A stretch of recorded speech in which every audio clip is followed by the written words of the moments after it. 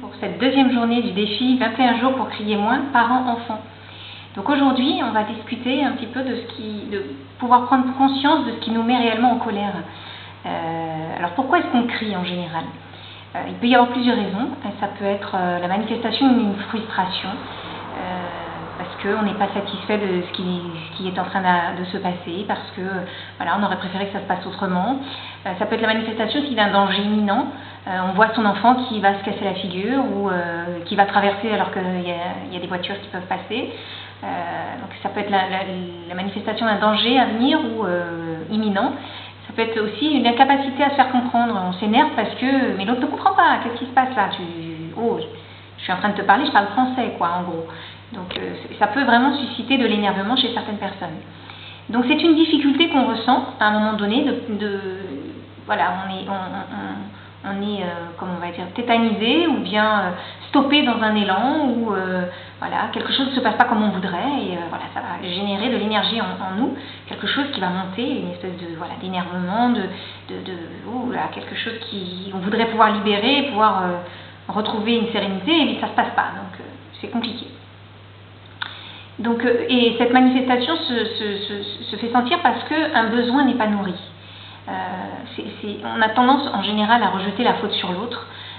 Voilà, tu ne comprends pas ce que je suis en train de te dire, tu fais exprès, c'est parce que tu as fait telle chose que je suis en colère, c'est parce que tu ne vas pas assez vite, c'est parce que, etc. Alors qu'en fait, si on regarde bien, c'est parce que quelque chose en nous n'est pas comblé.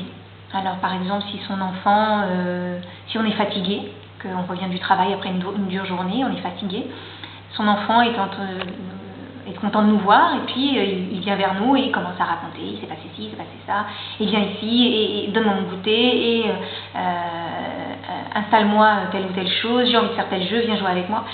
Là on se trouve submergé parce qu'on est épuisé, on n'en peut plus, on s'est peut-être embrouillé avec un collègue de travail, notre supérieur nous a peut-être fait des remontrances, tout simplement on est fatigué, moi je suis enseignante par exemple, on a des enfants qui peuvent crier dans la journée, voilà, il y a du bruit, il y a de l'agitation, etc. Donc on arrive chez soi et on a envie de souffler, aller prendre une douche, s'installer peut-être devant la télé, prendre un jus, s'installer sur la terrasse.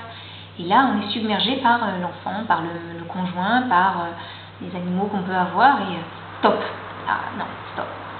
Et on va trouver l'excuse de dire c'est parce que tu fais trop de bruit, parce que tu me sollicites trop, là j'ai pas envie d'entendre ça. T'as eu de mauvaises notes, t'as eu ceci, cela, voilà, non. Là, c'est juste parce qu'à ce moment-là, à cet instant-là, on avait besoin de calme, on avait besoin de repos, on avait besoin d'écoute, on avait besoin de pouvoir se confier, pouvoir décharger. Et ça n'est pas entendu par l'autre. Donc c'est ça, le besoin qui n'est pas nourri. Donc la difficulté, c'est d'essayer de ne pas faire porter sur l'autre la colère, la charge émotionnelle, l'énervement que l'on peut avoir. Donc la question du jour, c'est quels sont les besoins en vous qui ne sont pas nourris? En général, quand vous vous énervez, si c'est après vos enfants, de quoi auriez-vous besoin dans certaines des difficultés que vous pouvez ressentir? Rappelez-vous la dernière colère que vous avez pu avoir, les derniers cris que vous avez pu avoir avec vos enfants. Et essayez de vous repasser le film et puis de vous dire, mais à ce moment-là, de quoi j'avais besoin? Il n'a pas été assez vite pour s'habiller, on était en retard, mais j'avais besoin voilà, de contribuer à son bien-être, ou j'avais besoin voilà, qu'il ne soit pas en retard à l'école. Quand je dis son bien-être, qu'il ne soit pas en retard à l'école parce qu'il aurait pu se faire gronder par l'enseignant. Ou bien moi j'avais besoin de contribuer au mien et de montrer à mes collègues de travail que je ne suis pas en retard, que je suis quelqu'un de fiable, que voilà, c'est quelque chose en moi qui n'a pas été nourri à ce moment-là. Donc je vous mettrai des documents qui vous aideront un petit peu à voir quelles sont les listes des besoins que l'on peut avoir qui peuvent ne pas être nourris, et pour que vous alliez piocher un petit peu 2-3 besoins qui souvent sont un petit peu mis à mal, et comment on va pouvoir dans de prochaines sessions, de prochaines vidéos, voir comment on va pouvoir essayer de les nourrir, comment on va pouvoir contourner ces difficultés pour essayer d'aller s'apporter du bien-être. Donc moi par exemple, comme je vais vous dire, par exemple les besoins que je peux avoir, c'est besoin d'ordre. Quand j'ai rangé, quand j'ai nettoyé, qu'on ne vienne pas ressalir derrière, qu'on ne vienne pas remettre du bazar derrière. J'ai besoin de repos quand je rentre du travail par exemple, ou bien le dimanche matin, ou bien voilà. J'ai besoin de contribuer à son bien-être, c'est-à-dire pour l'heure des repas par exemple. Qu'elle puisse manger des légumes, qu'elle puisse manger des fruits, etc.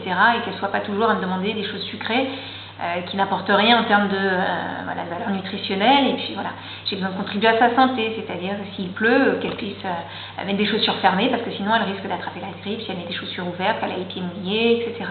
Voilà, c'est ça les exemples de besoins que l'on peut avoir. Donc l'intérêt du jour aujourd'hui, donc ça va être de chercher les besoins qui peuvent être mal nourris, mal alimentés, et d'aller essayer de commencer à réfléchir sur comment on pourrait contribuer à mieux les nourrir. Bonne journée à vous et à demain pour le défi numéro 3.